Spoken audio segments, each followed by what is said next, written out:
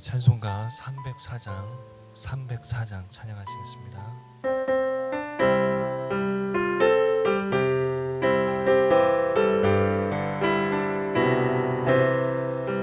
크신 하나님의 사랑 말로 다 영영 못하네.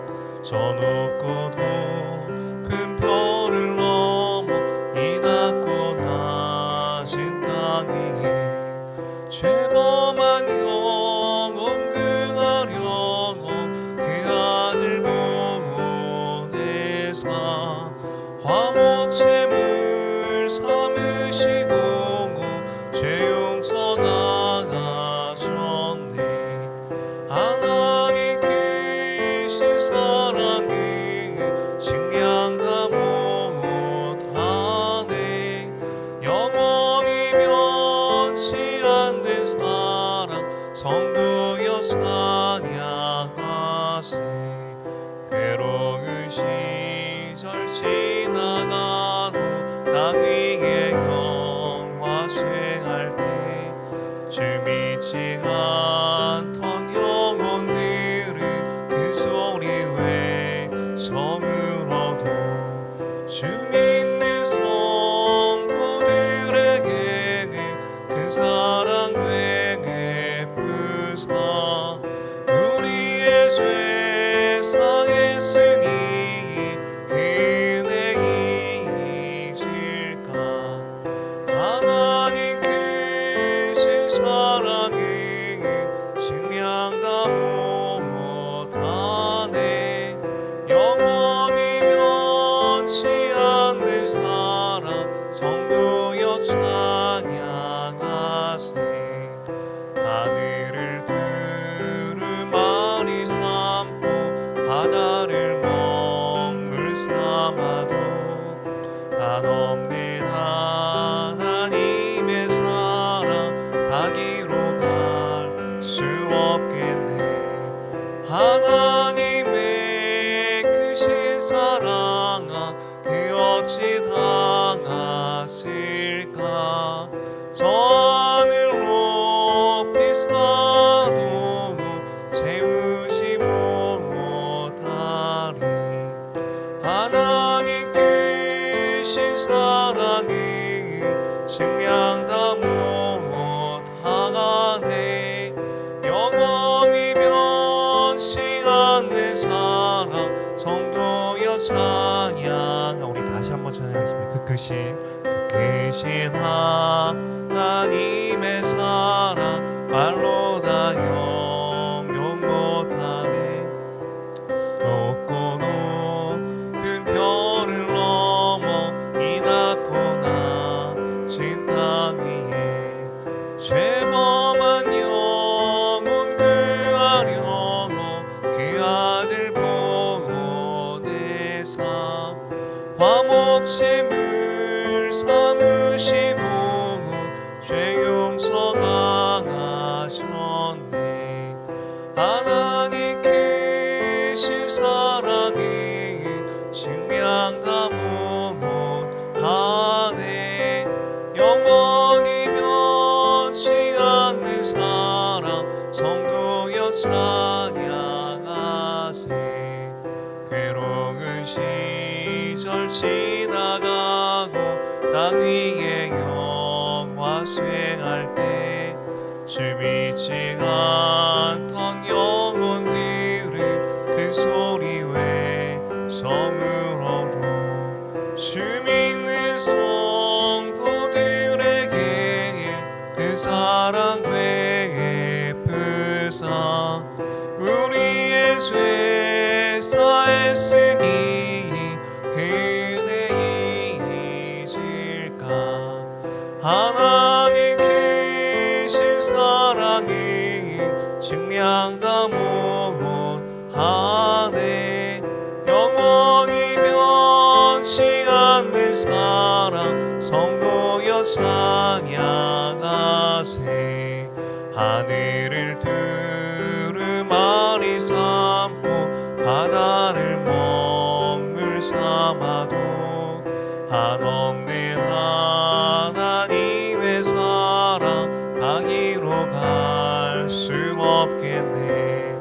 하나님의 크신 사랑 그 어찌 당하실까.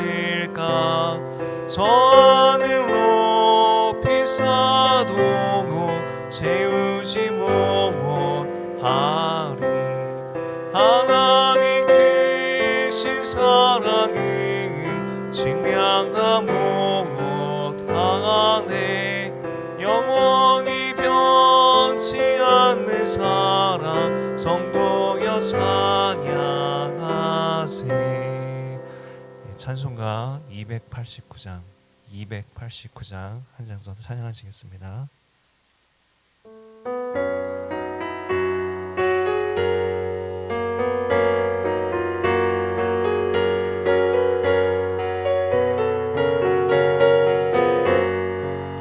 주 예수 내 맘에 들어와 계신 후 영하여 새 사람 되고 내가 늘 바라던 참빛을 찾은 도 주 예수 내 맘에 오시니. 주 예수 내 맘에 오신. 주 예수 내 맘에 오신. 물밀는 내 맘에 기쁨이 넘치는 주 예수 내 맘에 오신. 주 예수 내 맘에 들어와 계신 후 망령된 행실을 끊고 머리털보다도 더 많던 내 죄가 눈보다 더 기어졌네. 주 예수 내 맘에 오신. 주 예수 내 맘에 오신. 물밀든 내 맘에 기쁨이 넘치는 주 예수 내 맘에 오신. 내 맘에 소망을 든든히 가지는 주 예수 내 맘에 오신. 의심의 구름이 사라져버린 도 주 예수 내 맘에 오신. 주 예수 내 맘에 오신. 주 예수 내 맘에 오신. 물밀든 내 맘에 기쁨이 넘치는 주 예수 내 맘에 오신.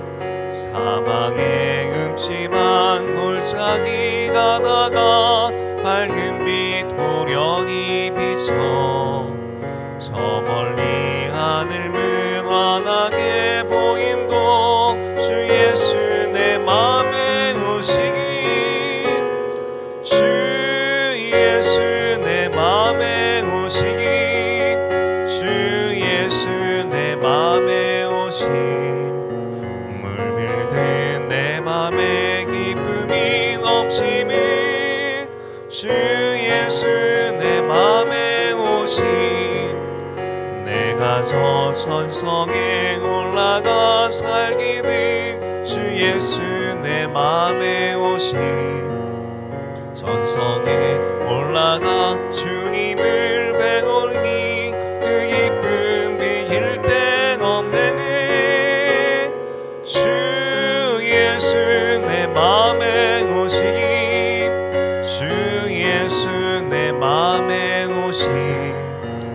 물밀든 내 맘에 기쁨이 넘치는 주 예수 내 맘에 오신. 5절 내가 저 천성에 올라가 살기니 주 예수 내 맘에 오신. 천성에 올라가 주님을 뵈리니 그 기쁨 비길 땐 없네. 주 예수 내 맘에 오신. 주 예수 내 맘에 오시니. 물밀든 내 맘에 기쁨이 넘치는 주 예수 내 맘에 오시니.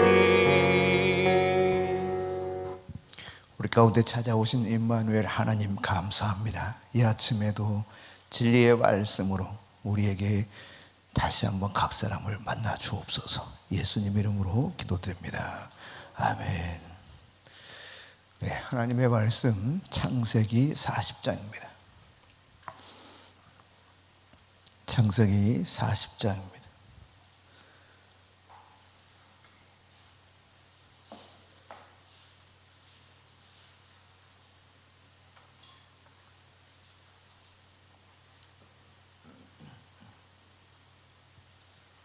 함께 받들겠습니다. 그 후에 애굽 왕의 술 맡은 자와 떡 굽는 자가 그들의 주인 애굽 왕에게 범죄한지라. 바로가 그 두 관원장 곧 술 맡은 관원장과 떡 굽는 관원장에게 노하여 그들을 친위 대장의 집 안에 있는 옥에 가두니 곧 요셉이 갇힌 곳이라.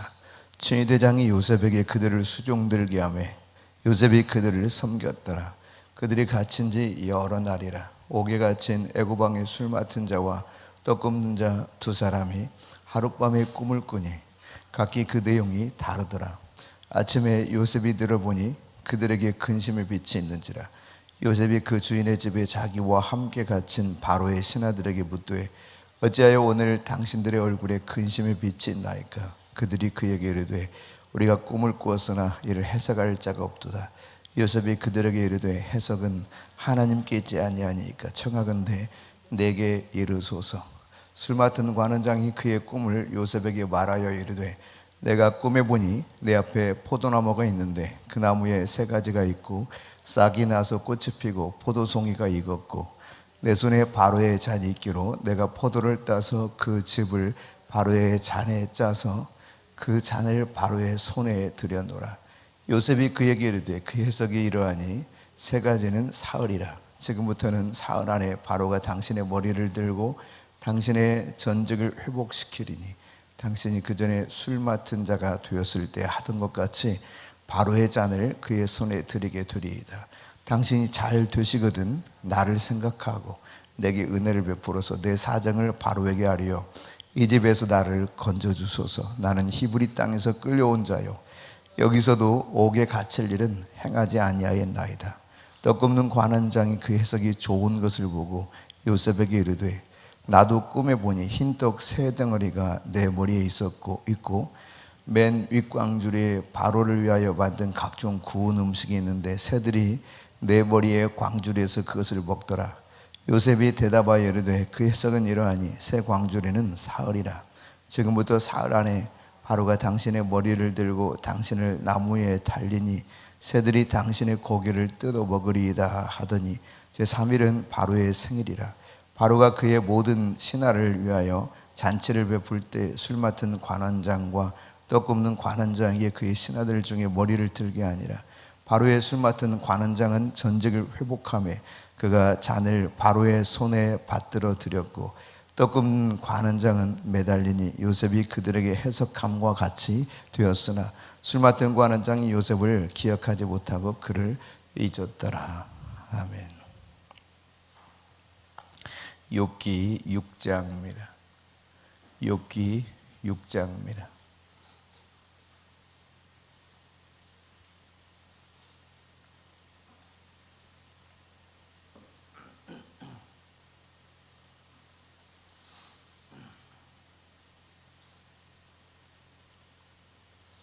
네, 함께 받들겠습니다. 욥이 대답하여 이르되 나의 괴로움을 달아보며 나의 파멸을 저울 위에 모두도 올 수 있다면 바다의 모래보다도 무거울 것이라. 그러므로 나의 말이 경솔하였구나. 전능자의 화살이 내게 박힘에 나의 영이 그 독을 마셨나니 하나님의 두려움이 나를 엄습하여 치는구나. 들나귀가 풀이 있으면 어찌 울겠으며 소가 꼴이 있으면 어찌 울겠느냐. 싱거운 것이 소금 없이 먹히겠느냐. 달게 알 흰 자유가 맛이 있겠느냐.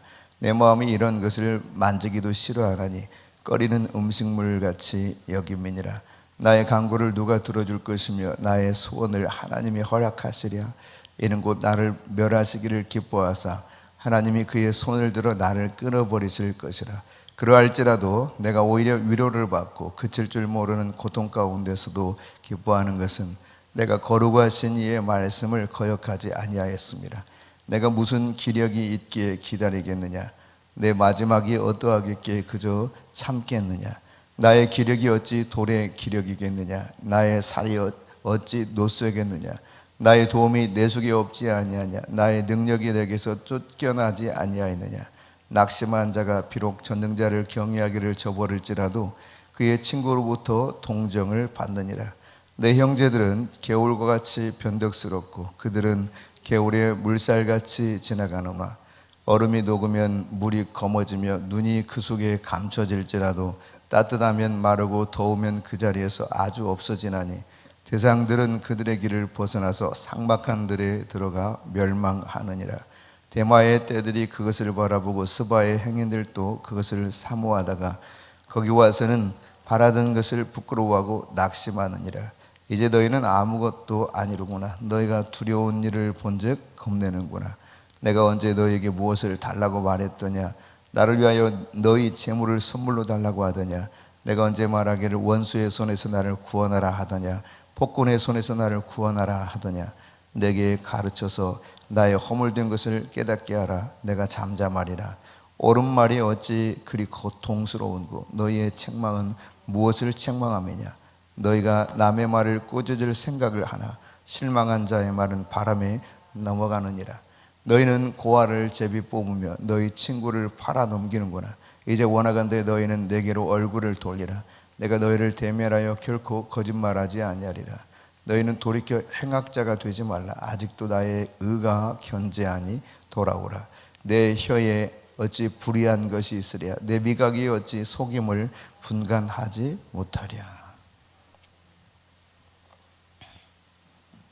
마가복음 10장입니다.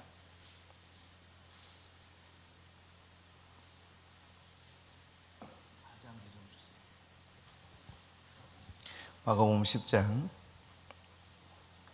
함께 읽겠습니다. 예수께서 거기서 떠나 유대지경과 요단강 건너편으로 가시니 무리가 다시 모여들거늘 예수께서 다시 전례대로 가르치시더니 바리새인들이 예수께 나와 그를 시험하여 묻되 사람이 아내를 버리는 것이 옳으니까? 대답하여 이르시되 모세가 어떻게 너에게 명하여 있느냐? 이르되 모세는 이혼 증서를 써주어 버리기를 허락하였나이다.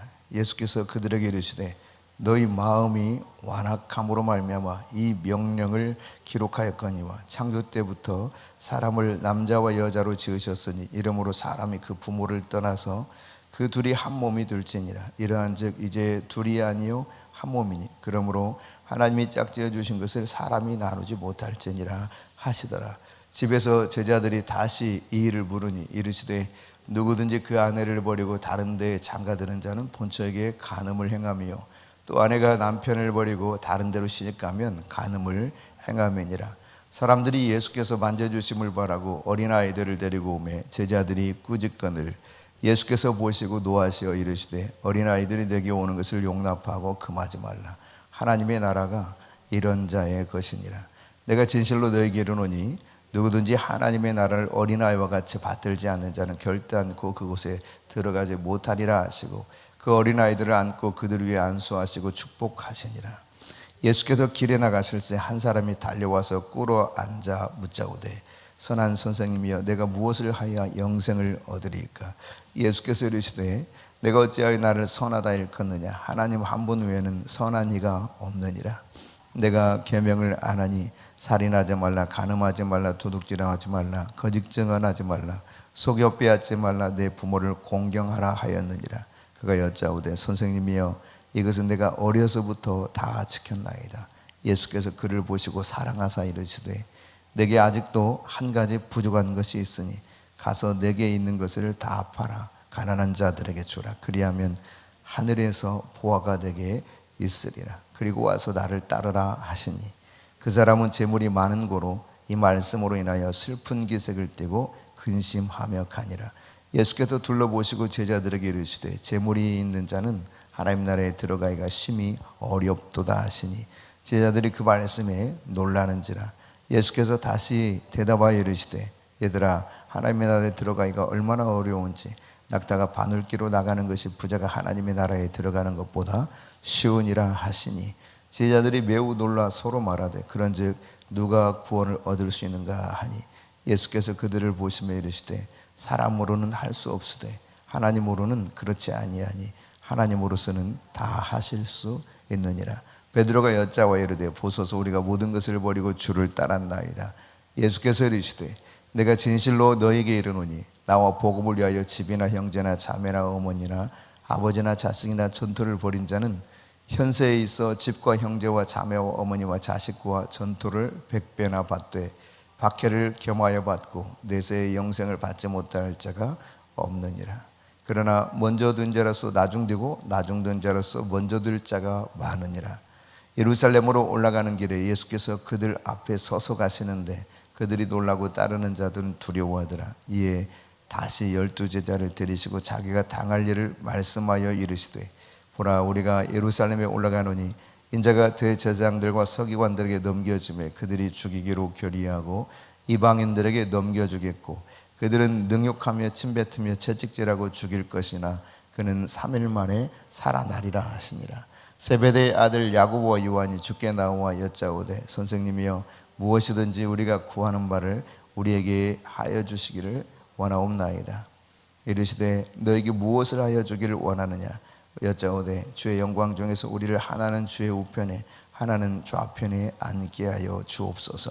예수께서 이르시되 너희는 너희가 구하는 것을 알지 못하는도다. 내가 마시는 자를 너희가 마실 수 있으며 내가 받는 세례를 너희가 받을 수 있느냐. 그들이 말하되 할 수 있나이다. 예수께서 이르시되 너희는 내가 마시는 잔을 마시며 내가 받는 세례를 받으려니와 내 좌우편에 있는 것은 내가 줄 것이 아니라 누가 누구를 위하여 준비되었든지 그들이 얻을 것이니라. 열제자가 듣고 야고보와 요한을 대하여 화를 내거늘 예수께서 불러다가 이르시되 이방인의 집권자들이 그것을 임의로 주관하고 그 고관들이 그들에게 권세를 부리는 줄을 너희가 알거니와 너희 중에는 그렇지 않을지니 너희 중에 누구든지 크고자 하는 자는 너희를 섬기는 자가 되고 너희 중에 누구든지 으뜸이 되고자 하는 자는 모든 사람의 종이 되어야 하리라. 인자가 온 것은 섬김을 받으려 함이 아니라 도리어 섬기려 하고 자기 목숨을 많은 사람의 대속물로 주려 함이니라. 그들이 여리고에 이르렀더니 예수께서 제자들과 허다한 무리와 함께 여리고에서 나가실 때 디메오 아들인 맹인 거지 바디메오가 길가에 앉았다가 나사렛 예수시란 말을 듣고 소리질러 이르되 다윗의 자손 예수여 나를 불쌍히 여기소서 하거늘 많은 사람이 꾸짖어 잠잠하라 하되 그가 더욱 크게 소리질러 이르되 다윗의 자손이여 나를 불쌍히 여기소서 하는지라. 예수께서 머물러 서서 그를 부르라 하시니 그들이 그 맹인을 부르며 이르되 안심하고 일어나라. 그가 너를 부르신다 하며 맹인이 겉옷을 내버리고 뛰어 일어나 예수께 나오거늘 예수께서 말씀하여 이르시되 내게 무엇을 하여 주기를 원하느냐. 맹인이 이르되 선생님이여 보기를 원하나이다. 예수께서 이르시되 가라 내 믿음이 너를 구원하였느니라 하시니 그가 곧 보게 되어 예수를 길에서 따르니라. 아멘. 로마서 10장입니다.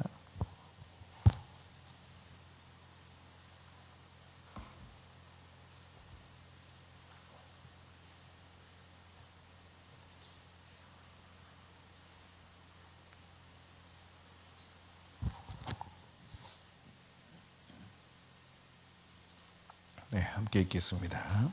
형제들아 내 마음에 원하는 바와 하나님께 구하는 바는 이스라엘을 위함이니 곧 그들로 구원을 받게 함이라. 내가 증언하노니 그들이 하나님께 열심히 있으나 올바른 지식을 따른 것이 아니니라. 하나님의 의를 모르고 자기 의를 세우려고 힘써 하나님에 의해 복종하지 아니하였느니라.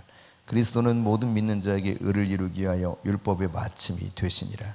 모세가 기록하되 율법으로 말미암는 의를 행하는 사람은 그 의로 살리라 하였거니와 믿음으로 말미암는 의는 이같이 말하되 내 마음에 누가 하늘에 올라가겠느냐 하지 말라 하니 올라가겠느냐 함은 그리스도를 모셔 내리려는 것이요 혹은 누가 무저갱에 내려가겠느냐 하지 말라 하니 내려가겠느냐 함은 그리스도를 죽은 자 가운데서 모셔 올리려는 것이라.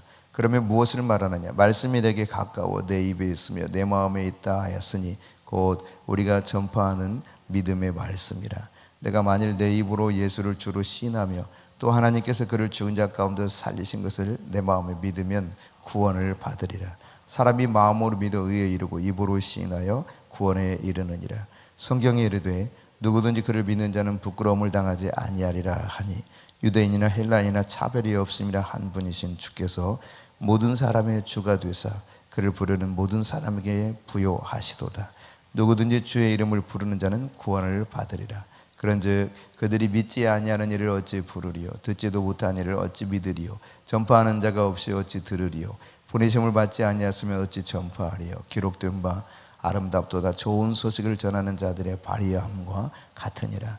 그러나 그들이 다 복음을 순종하지 아니하였도다. 이사야가 이르되 주여 우리가 전한 것을 누가 믿었나이까 하였으니 그러므로 믿음은 들음에서 나며 들음은 그리스도의 말씀으로 말미암았느니라. 그러나 내가 말하노니 그들이 듣지 아니하였느냐 그렇지 아니하니 그 소리가 온 땅에 퍼졌고 그 말씀이 땅 끝까지 이르렀도다 하였느니라.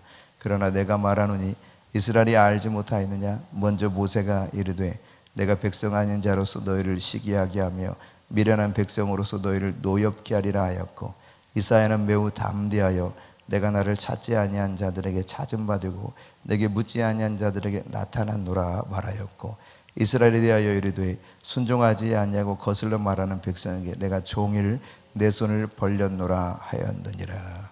아멘.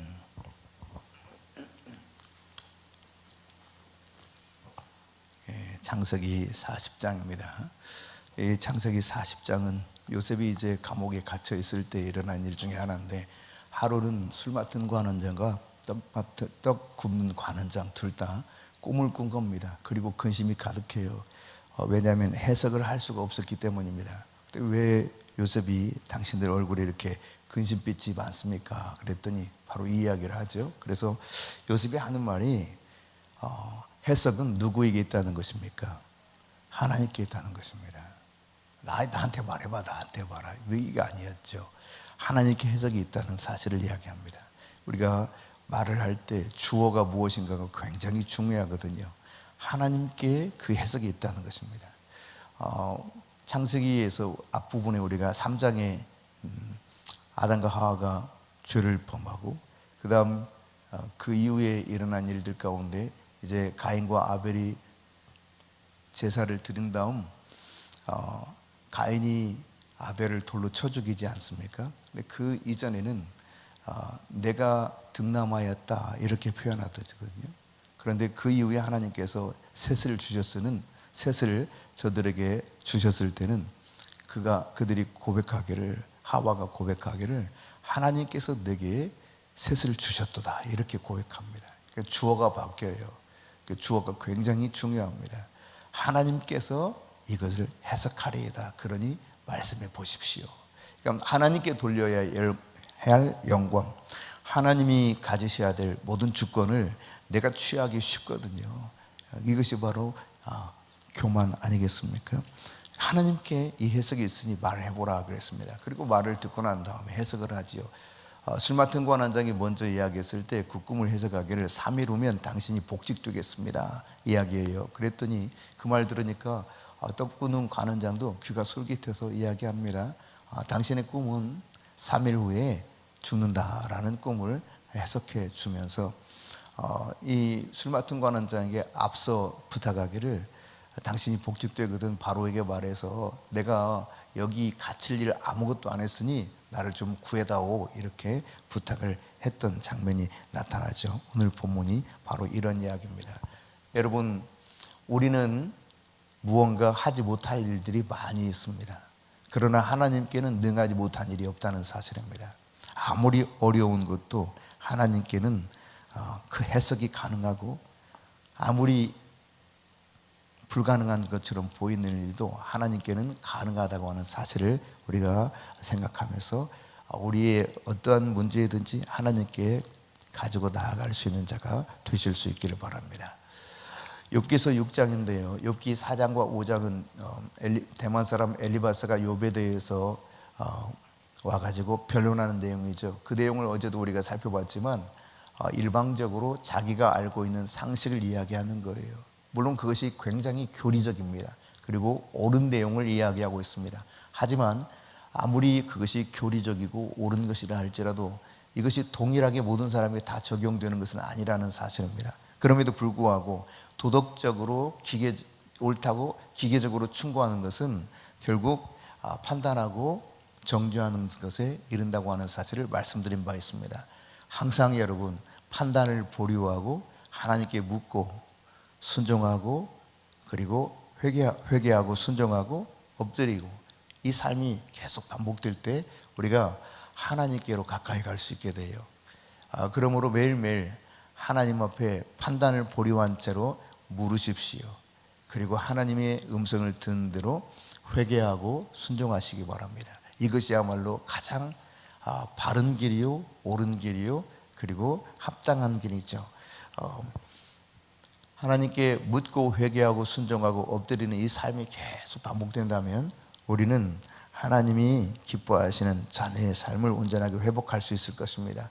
대만 사람 엘리바스의 이 기계적이고 도덕적인 변론에 대해서 오늘 욥이 반론하면서 이야기한 것인데, 욥이 참 억울했던 것이죠.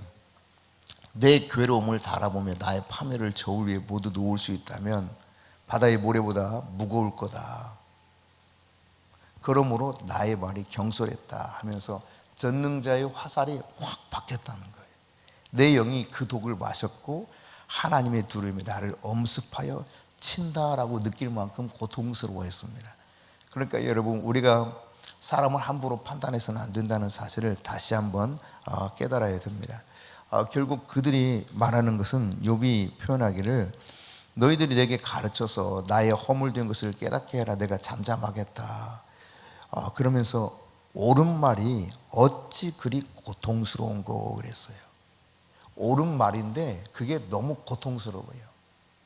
그러니까 자기는 옳은 말을 하는 거예요. 그런데 상대방은 굉장히 고통스러울 수 있습니다.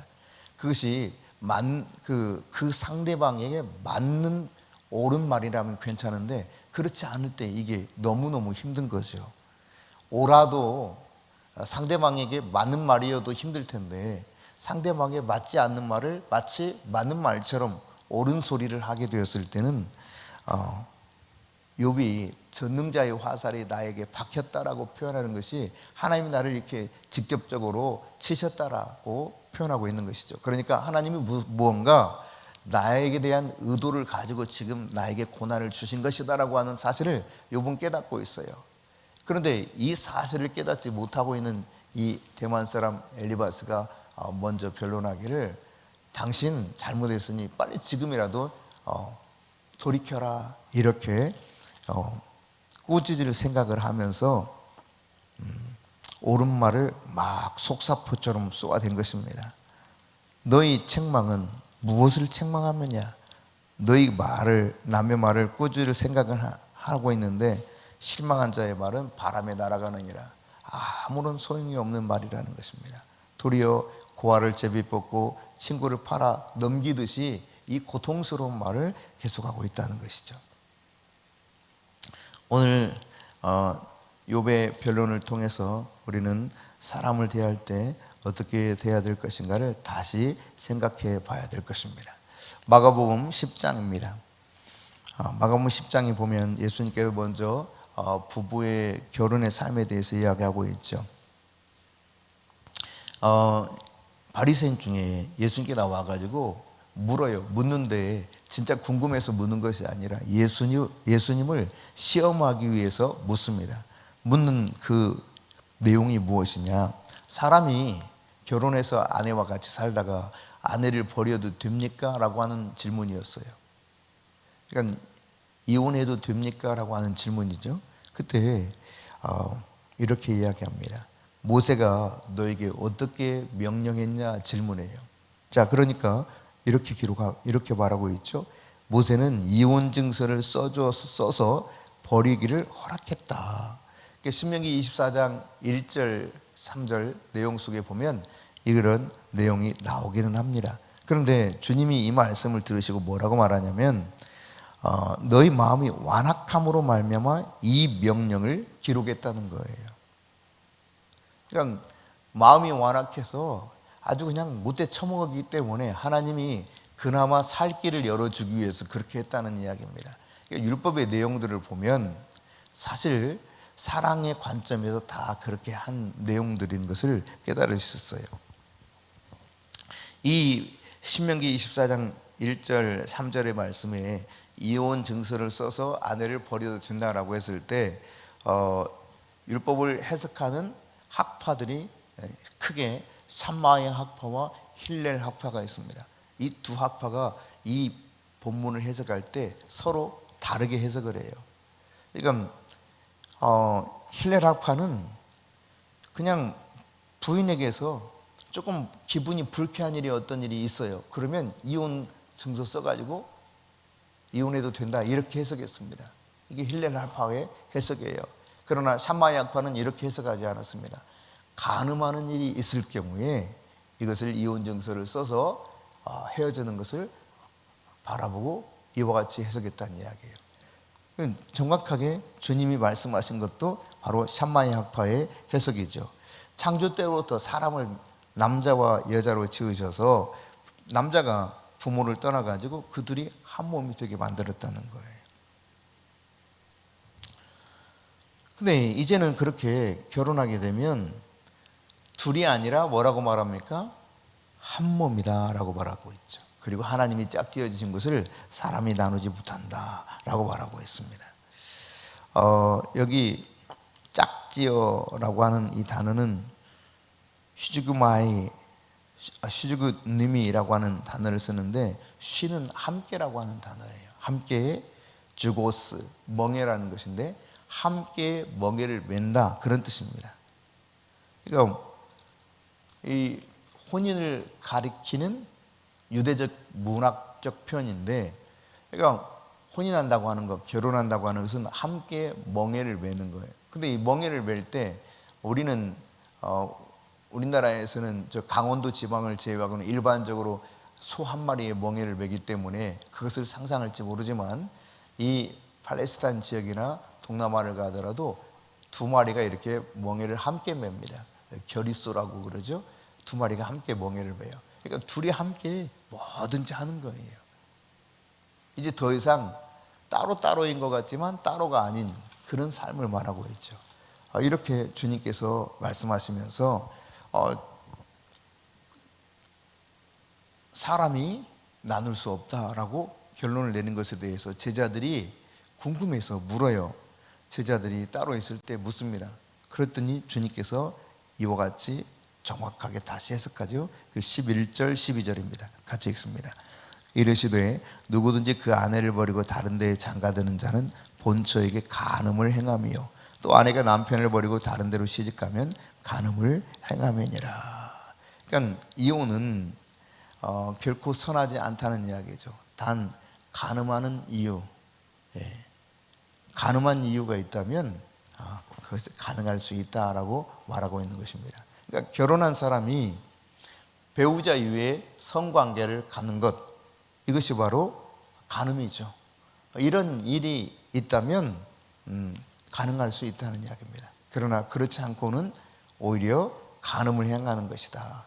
평생 함께 멍에를 메고 고난을 헤쳐가야 될 한 몸, 그게 바로 혼인한 배우자라고 하는 사실을 우리가 성경에서 가르치고 있는 예수님 말씀을 잘 기울여 들어야 될 것입니다. 그러므로 서로를 여러분이 결혼하신 여러분들은 서로를 존중하시기 바랍니다.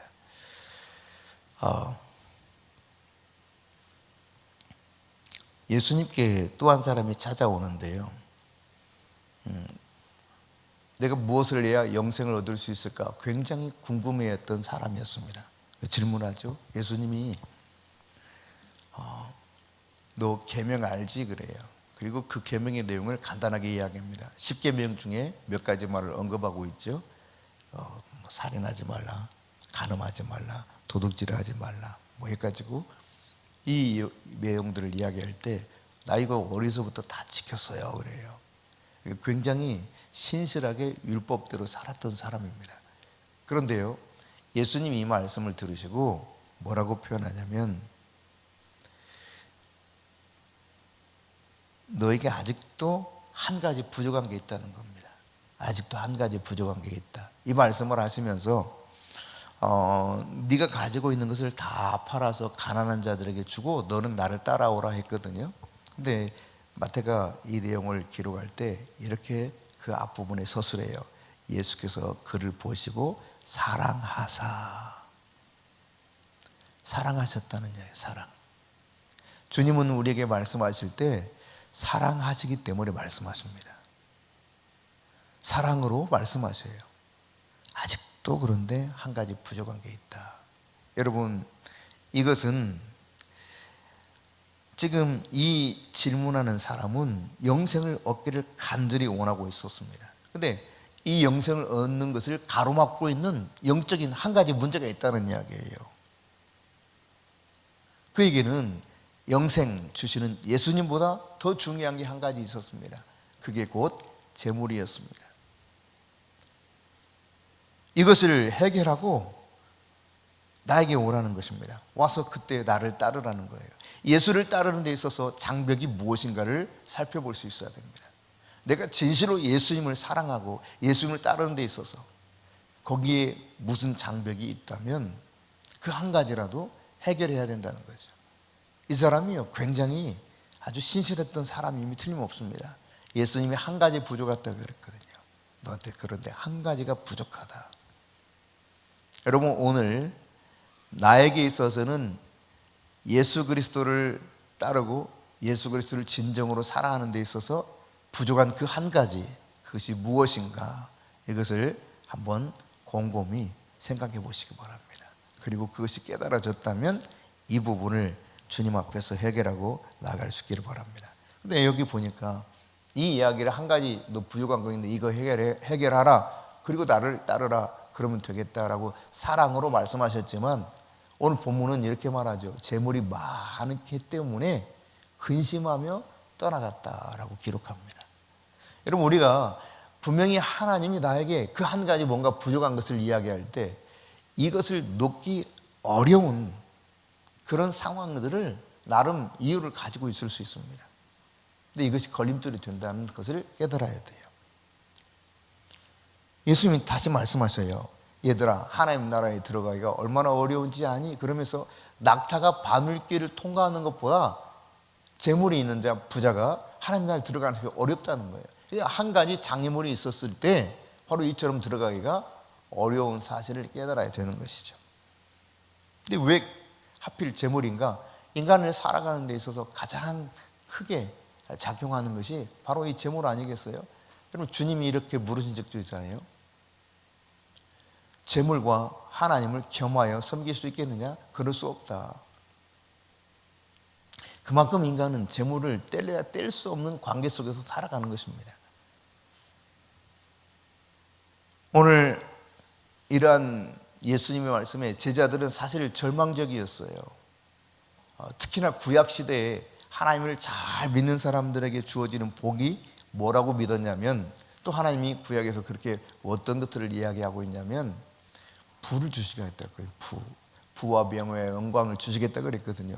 그러니 이 사람은 다른 사람이 보았을 때 분명히 이 병행되는 마태복음 19장 내용과 누가복음 18장의 내용을 보면은 이 사람은 관직에 있었던 아주 젊은 사람이에요. 꽤 유망한 사람입니다. 그러니까 높은 지위에 있고 게다가 돈도 많은, 그런데 다른 사람들도 보았을 때 야, 저 사람 진짜 하나님을 잘 믿는다 라고 여길 만한 그런 신실한 삶을 살고 있었던 사람입니다. 그런데 저 정도면 되지 않을까? 누구라도 인정할 만한 사람인데 안 된다는 거예요. 예수님께서 그 한 가지 부족한 문제를 해결해야만 가능하다고 하는 것입니다. 여러분, 예수님이 이런 말씀하셨죠. 아버지나 어머니나 형제나 자매를 나보다 더 사랑하는 자 하나님 나라에 합당하지 않다.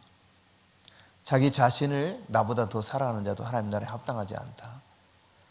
그러니까 그 어떤 것도 하나님 사랑, 예수님 따르는 것에 앞서서는 안 된다는 사실을 이야기하고 있습니다.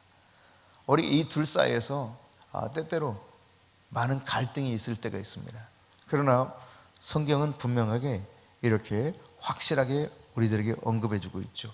제자들이 이게 너무 당황스럽기도 하고 해서 물었을 때 주님 말씀하셔요. 사람으로는 도무지 구원을 얻을 수 없다는 거예요. 그 영생에 들어가는 것이 낙타가 바늘길을 통과하는 것보다 어렵다 했으니 이게 얼마나 어려운 일입니까? 이게 불가능하다는 이야기죠. 다른 말로 말하면 사람으로는 할 수 없으되 그랬어요. 사람은 못한다는 겁니다. 그런데 뭐라고 말합니까? 하나님으로서는 다 하실 수 있느니라. 하나님께 길이 있습니다. 나의 부족함을 가지고 하나님께로 나아가야 됩니다.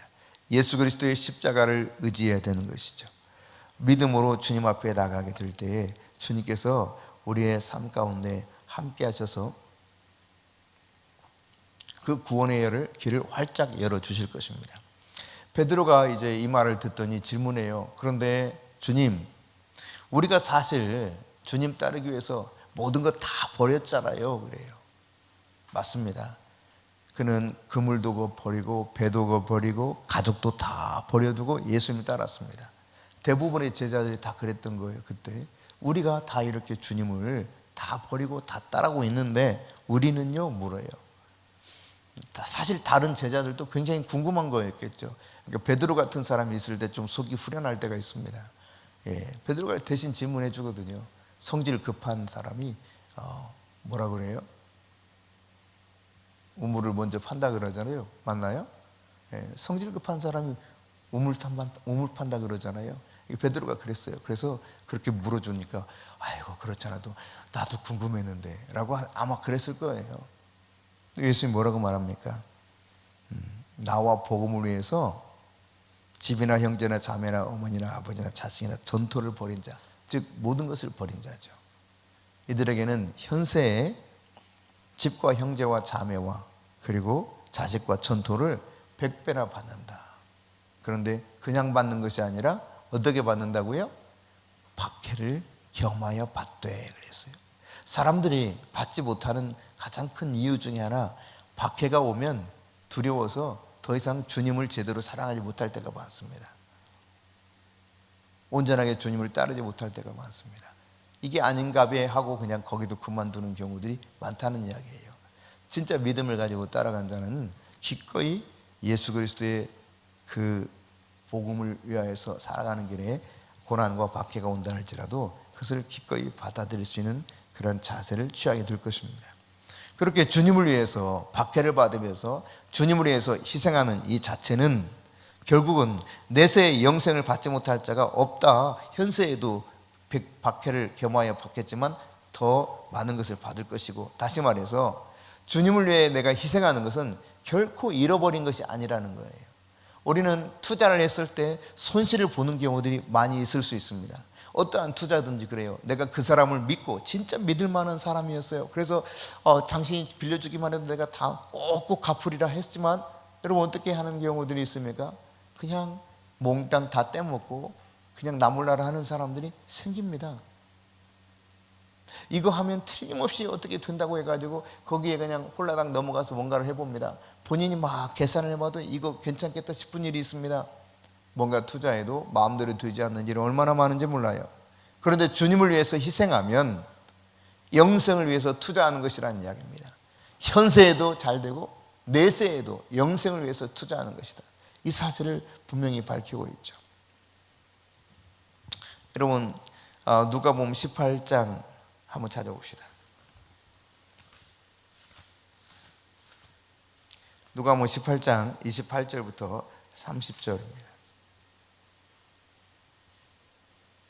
같이 읽습니다. 베드로가 여짜오되 보옵소서, 우리가 우리의 것을 다 버리고 주를 따랐나이다. 이르시되 내가 진실로 너희에게 이르노니 하나님의 나라를 위하여 집이나 아내나 형제나 부모나 자녀를 버린 자는 현세에 여러 배를 받고 내세에 영생을 받지 못할 자가 없느니라. 그러니까 분명하게 주님이 말씀하신 이 내용들을 보면은 현세에도 받겠다는 거예요. 현세에도. 다만 마가복음의 내용을 우리가 병행해서 보게 될 때에 박해를 겸해서 받는다라고 표현하고 있습니다. 요한복음 10장 10절에 보면 예수님이 이 세상에 오신 목적을 밝히죠. 내가 온 것은 뭐라고 말합니까? 양으로 하여금 생명을 얻게 하고, 이게 영생이에요. 영생, 조회, 영생을 얻게 하고 생명을 얻게 하고, 그 다음 뭐라고 말씀하셨어요? 더 풍성하게 하려 함이라. 현세에 풍성하게 하기 위해서, 마귀에게 죄 때문에 빼앗긴 것들을 회복시키기 위해서 이 땅에 오셨다는 이야기입니다. 하나님의 비전은 회복에 있습니다.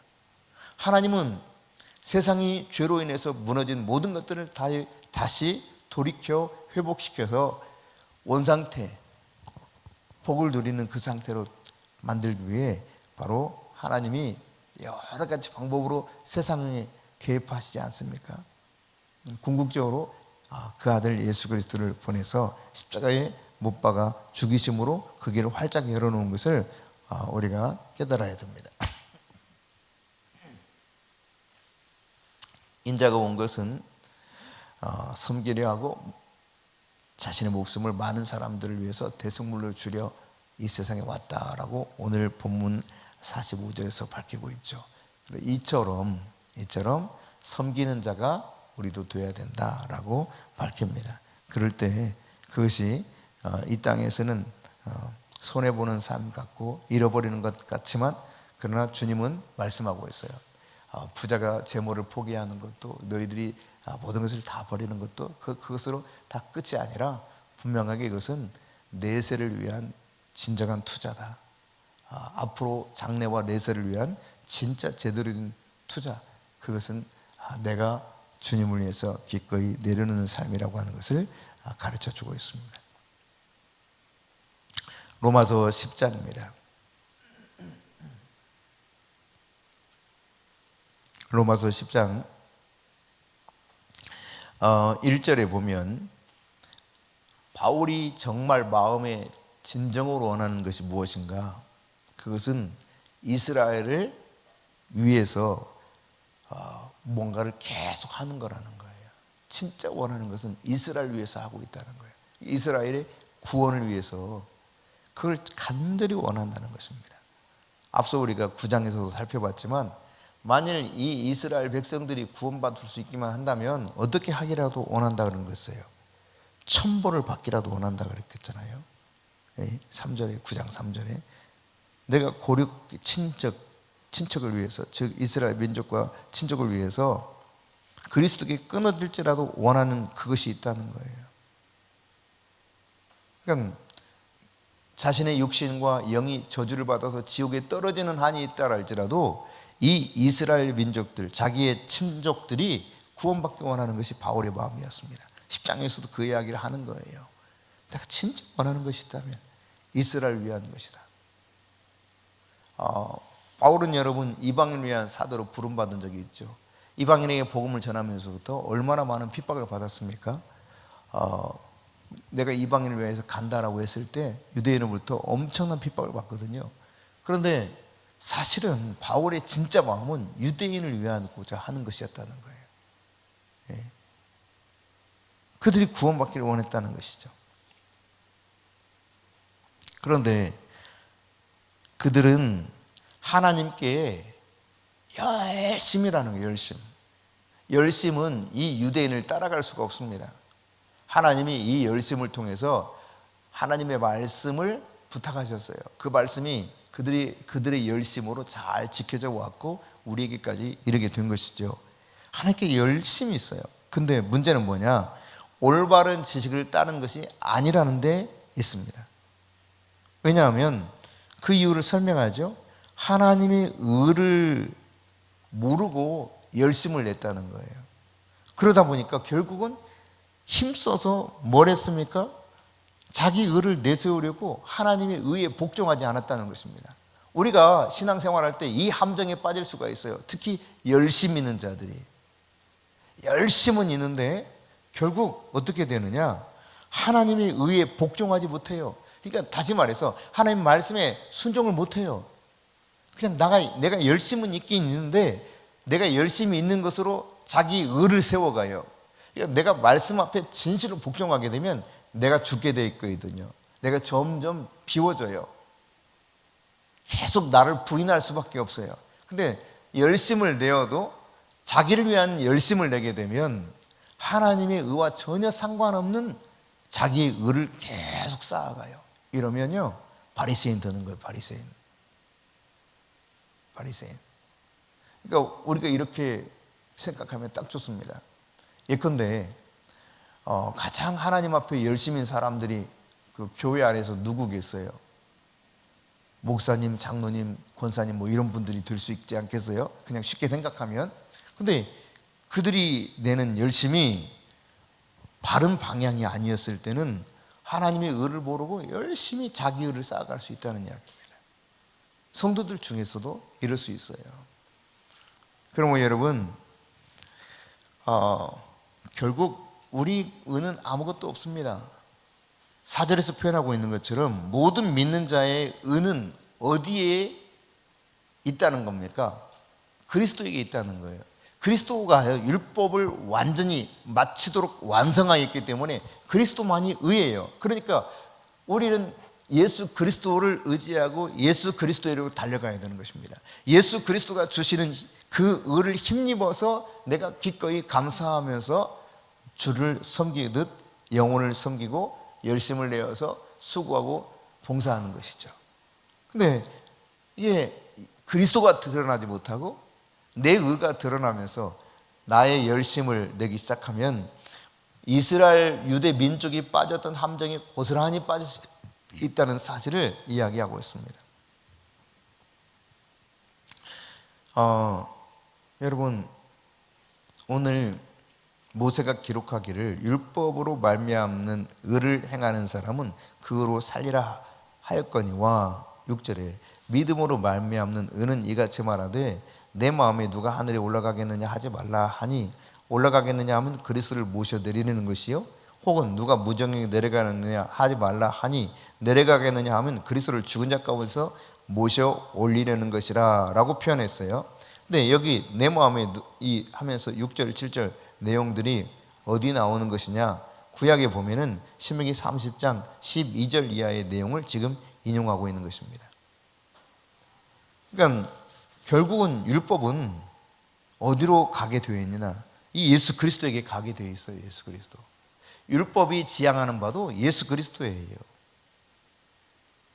그러면서 8절 말씀, 자 같이 한번 읽어볼까요? 그러면 무엇을 말하느냐? 말씀이 내게 가까워 내 입에 있으며 내 마음에 있다 했으니 곧 우리가 전파하는 믿음의 말씀이라. 결국 이 말씀, 하나님이 주셨던 모든 토라의 말씀들은 어떤 말씀이라는 거예요? 믿음의 말씀이에요. 믿음의 말씀. 믿음을 주는 말씀들이에요. 믿음의 주를 바라보게 하는 말씀입니다. 예수 그리스도를 예표해 주는 다 그 말씀들이에요. 하나님의 말씀은 믿음의 말씀입니다. 이 믿음을 어떻게 우리가 표현하고 나가는가? 9절과 10절, 11절인데 여기 보면 같이 또 읽어봅시다.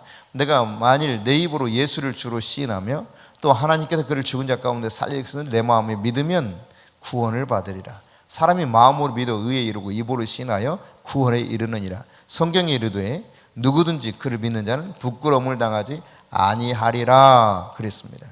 여러분 이사야 28장 16절에 누구든지 주를 믿으면 부끄러움 당하지 않는다 그랬거든요. 그러니까 너의 입으로 예수를 주로 시인하라는 거예요.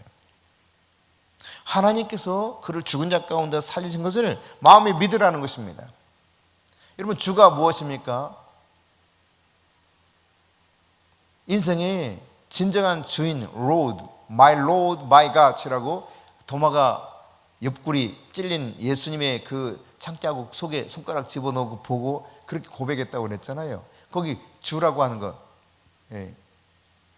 도미니스 메우스, 나의 주, 그렇게 표현했는데 이 주라고 하는 것은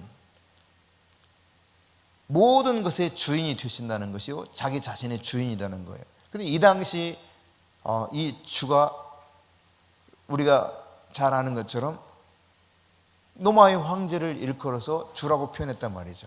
그러니까 이런 고백을 한다고 하는 것, 여러분 우리는 너무나 쉽게 예수님이 나의 주라고 말합니다. 그러나 이 정도의 표현이 우리의 진정한 신앙 고백이 고백이라고 생각하면 착각입니다. 주님이 원하시는 그 고백의 기준은 어떠한 경우에도 내 인생의 주인은 예수님인데, 이것으로 인해서 내가 온갖 미움을 받고 박해를 받아도 기꺼이 이것을 지킬 수 있는 그 단계를 말합니다. 당시에 예수 그리스도를 주라고 고백한다고 하는 것은 목숨을 담보로 한 고백입니다. 그렇게 예수를 주로 시인하고 그 예수가 하나님께서 죽은 자 가운데 살리신 그분이라는 사실을 마음에 믿을 때 진짜 구원을 받는다는 거예요. 그래서 10절에 사람이 마음으로 믿어 의에 이르고 입으로 신하여 구원에 이른다라고 말합니다. 단순히 이 10절 말씀을 우리가 인용해서 예수를 지금이라도 빨리 주인이라고 고백하세요, 그러면 구원 받아요, 물론 이것이 우리가 진실로 그 사람이 이 주인 되심을 인정하는지 안 하는지 모르기 때문에 그렇게 전할 수 있습니다만, 자칫하면 너무 쉬운 값싼 복음을 이야기하기 쉽다는 이야기입니다. 구원 받느냐 못하느냐, 이 차이가 여기 있거든요. 진짜 제대로 마음으로 믿고 그리고 입으로 제대로 시인해서 구원에 이른 자가 있고 그렇지 못할 자가 있다는 거예요. 그 11절에 표현하는 것처럼 믿는 자는 부끄러움을 당하지 않는다. 즉 양과 염소로 갈라지는 그때에 양쪽으로 모이게 되고 염소로 모이게 되는 이 일에 확실히 구분이 있는 그때가 온다는 사실을 이야기하고 있죠. 그러면서 누구든지 주의 이름을 부르는 자는 구원을 얻으리라 13절에 다시 말하고 있는데, 이 역시도 마찬가지예요. 진짜 예수님을 나의 구주로 인정하고 부르고 있는 자들, 그가 구원 얻는다는 이야기죠. 그런데 이런 믿음은 들음에서 생기고 들음이 그리스도의 말씀으로 말미암았다라고 하는 것을 우리가 기억해 볼 텐데, 우리의 믿음은 믿음의 말씀인 하나님의 말씀 속에 그 기원이 있다고 하는 사실을 우리가 깨달아야 됩니다. 그러므로 여러분, 진정한 믿음의 사람이 되기 원한다면 부지런히 하나님의 말씀 읽고 그 말씀을 묵상하면서 그 말씀 앞에 회개하고 순종하고 엎드릴 수 있기를 바랍니다. 기도하겠습니다.